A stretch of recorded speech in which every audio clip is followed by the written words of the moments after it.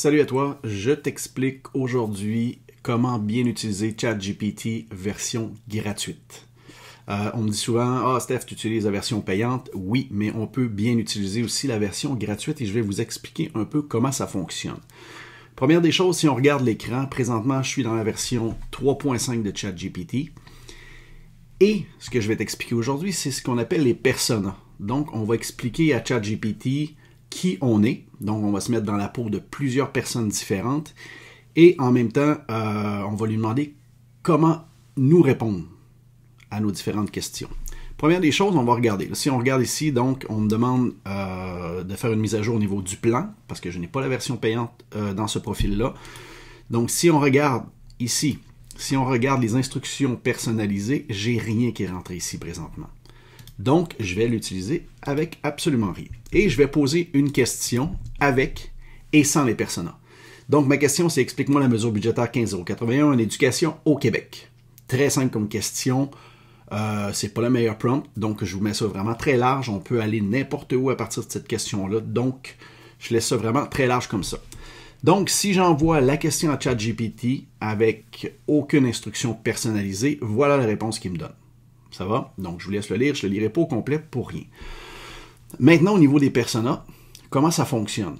Et là, j'ai créé une application où est-ce que j'ai mis plusieurs personas, donc plusieurs personnages, plusieurs instructions personnalisées pour ChatGPT, dépendamment de ce que tu veux avoir comme réponse et qui tu veux être.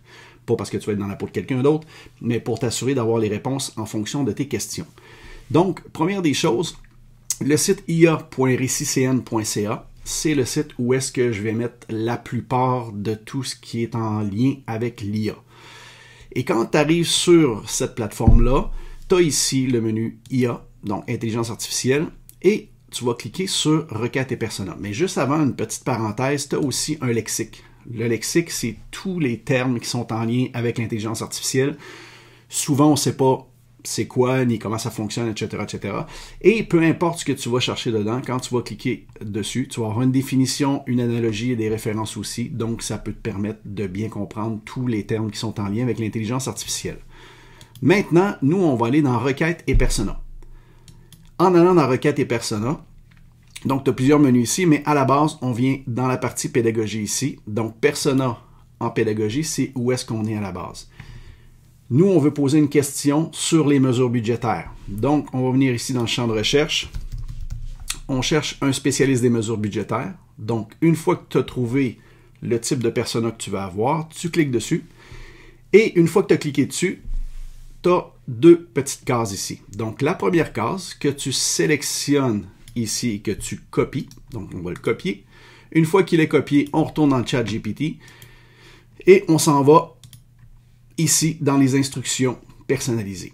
Et étant donné qu'on a pris la première case, on va le coller dans la première case. Maintenant, on retourne encore où est-ce qu'on était. On va sélectionner l'autre ici en bas. Dans le deuxième, très important, on lui dit comment on veut qu'il nous réponde. Première des choses que je mets dedans, c'est que les titres, étant donné que c'est américain, très souvent les titres ont des majuscules à chacun des mots. Et ça, j'aime pas vraiment ça. Donc, c'est vraiment expliqué ici que dans les titres, je veux la première lettre en majuscule et c'est tout. Donc, je ne veux pas avoir le reste non plus.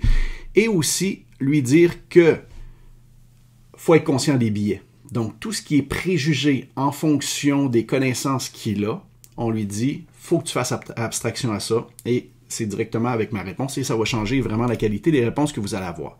Je vais sélectionner aussi ce petit paragraphe-là et je vais venir le coller encore une fois ici. Une fois que c'est rempli, je vais appuyer sur sauvegarder. Mais avant d'appuyer sur sauvegarder ici, on voit que c'est disponible pour les nouveaux chats. Donc, on va sauvegarder. Une fois que c'est sauvegardé, on va appuyer ici sur nouveau chat. Donc, pour s'assurer de ne pas venir polluer cette partie-là, parce qu'étant donné qu'il nous a déjà répondu, si on lui repose une deuxième fois la question, ça se peut qu'il y ait un peu plus de contenu. Donc, on va venir commencer un nouveau chat et on va poser exactement la même question, de la même façon, rien de différent. Et vous allez voir la différence entre les deux réponses. Et pourtant, c'est exactement la même question avec le même ChatGPT gratuit. Et on voit déjà que c'est complètement différent. Et ça n'a rien coûté, là. Tout ce qu'on a fait, dans le fond, c'est d'aller chercher le persona en fonction de notre question Et là, on voit que la réponse est vraiment totalement différente. Je ne la lirai pas au complet, mais on voit déjà qu'il y a une analyse détaillée, ça fait partie du persona, et on voit que le contenu est déjà beaucoup plus riche comparé à notre première question qu'on avait ici. Donc, ça fait vraiment une différence. Et si on regarde au niveau des personas ici, il y en a vraiment beaucoup. Donc, j'en ai mis beaucoup au niveau de la pédagogie. S'il en manque, n'hésitez pas, mettez ça dans les commentaires. Ça va nous faire plaisir d'en ajouter aussi. Et si vous avez des questions, gênez-vous pas non plus. Donc, je vous laisse là-dessus. Je vous laisse profiter de ChatGPT en version améliorée sans avoir payé aucun sou. Ciao!